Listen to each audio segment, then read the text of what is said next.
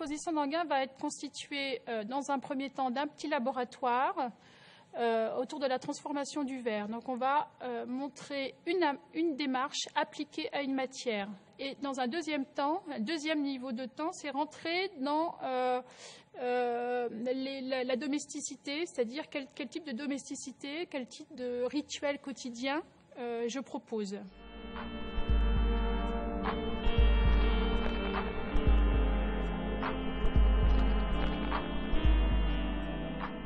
Le mobilier contemporain, on le sait, n'est pas hyper répandu. On va dire que c'est 5% du mobilier total. Donc il y a une espèce d'inertie dans ce secteur.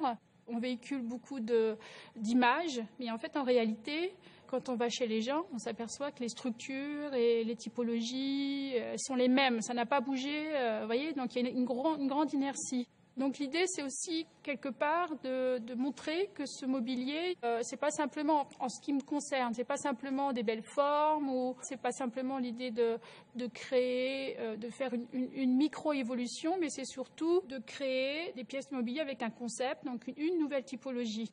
Pour vous donner un exemple, un fauteuil, j'ai créé un fauteuil où en fait, au lieu d'avoir des accoudoirs, parce qu'en fait la typologie du fauteuil domestique est d'avoir des accoudoirs, et en fait cette position n'est pas bien pour notre corps, parce qu'en fait c'est une position de statut, on va dire, hein, mais c'est pas une position où en fait on va se relâcher, et voilà. Donc j'ai fait l'inverse de l'accoudoir, les bras vont venir s'enfoncer dans le confort.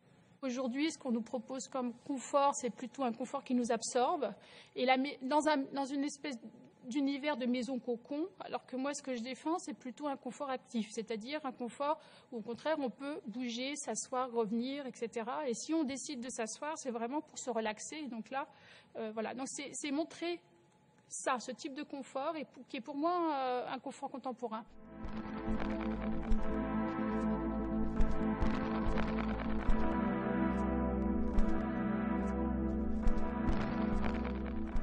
Comment on peut, rien qu'au sein de la maison, retrouver le partage, retrouver des structures qui offrent le partage. Par exemple, je prends toujours l'idée du canapé. On va acheter un canapé un peu imposant, c'est un objet statutaire. Et à partir du moment où on ajoute ces notions de statut dans l'objet, on va essayer d'avoir le canapé le plus cher que le voisin. Donc on va prendre du cuir, vous voyez, donc ça va prendre une place énorme dans l'appartement, et ça va être un trou noir, parce qu'en fait on va l'utiliser 2 heures par jour.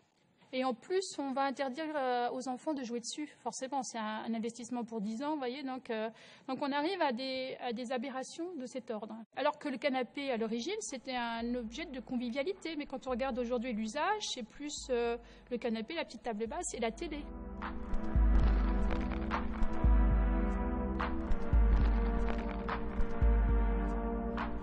En fait, il se trouve que je travaille pas sur un objet égal à une fonction, mais plutôt l'idée de dire qu'un objet, il peut résoudre un scénario de vie.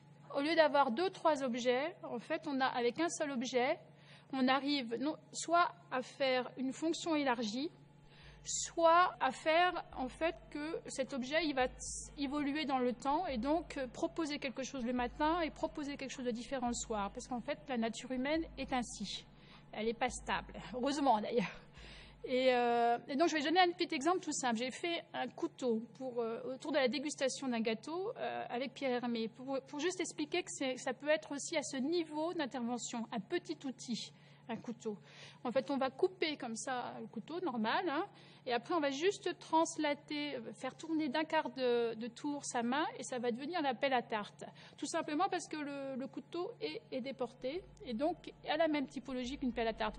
Donc ma prise de position par rapport à l'environnement, ça serait déjà de dire ça. Faisons moins d'objets, mais faisons des objets qui sont capables d'englober nos envies de bouger, autour d'une activité, et pas simplement des objets qui sont créés autour d'une fonction. Un objet coupe et c'est tout, basta.